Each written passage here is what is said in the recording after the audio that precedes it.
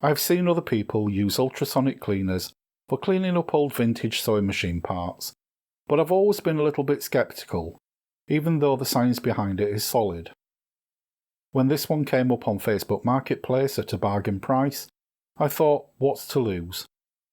So in this video, I'm going to test this ultrasonic cleaner with various cleaning fluids to find out which works the best, if any at all.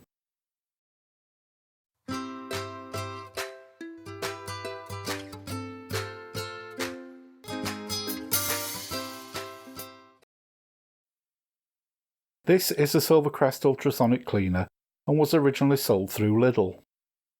It comes with a rack for holding watches, so the metal straps can be cleaned without getting the mechanism in the cleaning solution. A post and a spacer for holding up to 2 CDs or DVDs.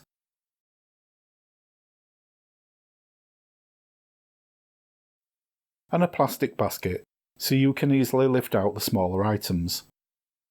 This is where I have my first issue. If you use a plastic container in an ultrasonic cleaner, the plastic absorbs around 1/3 of the ultrasonic waves. It even mentions this in the manual. So I'll be using this without any plastic in it. The metal bath has a maximum fill level, and it's important you should always fill around about this mark, or the machine will be less effective. I'm going to start with a small demonstration to see how effective this particular machine is. I'm filling to the max level indicator with warm water. Then take a piece of aluminium foil and make a tent and sit it in the water. I've set the timer and press start. The noise you hear is normal.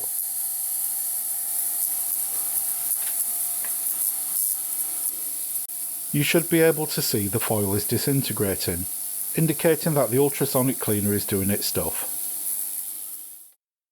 A point to note here, never put your hands in the water while the machine is operating, for risk of injury.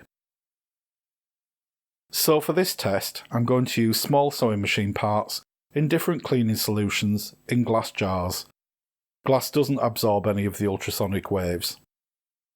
First, I'm going to use some baking soda dissolved in warm water.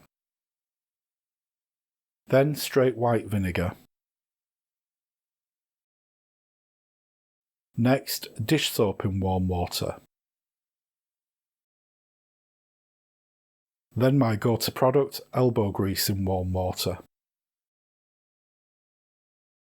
And finally, neat isopropyl alcohol.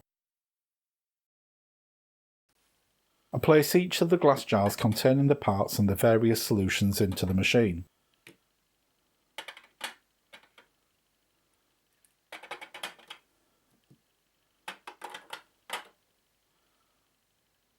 And fill it up to the max level indicator with warm water.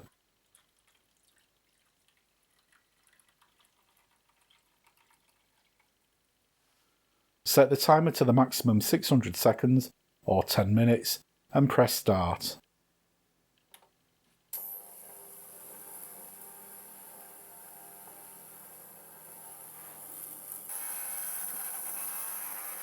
You can clearly see the ultrasonic waves moving the parts around in the machine.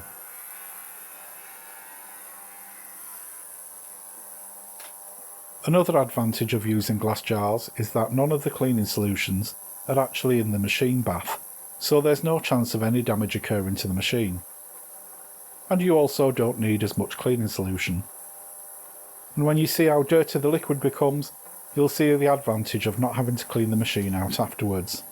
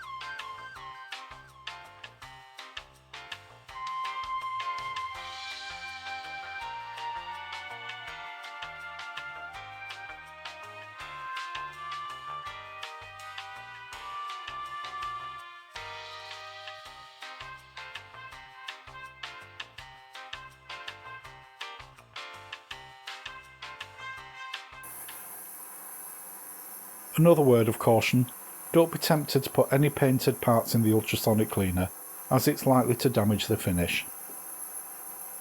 So how did it do? Firstly, the baking soda. I think that this has affected the finish somewhat. The parts are clean, but they will need polishing afterwards. You can see the vinegar solution is filthy, and it has removed a little surface rust.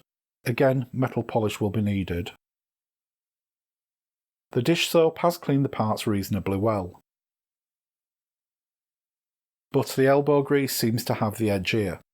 The parts are clean and shiny. The isopropyl alcohol has also done quite well considering the rust on these parts. So to sum up, yes, ultrasonic cleaners do work, and my favourite solution is diluted elbow grease. If you have any suggestions of other cleaning solutions, please let me know in the comments section.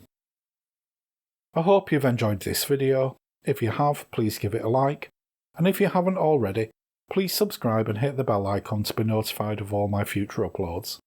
Thanks for watching.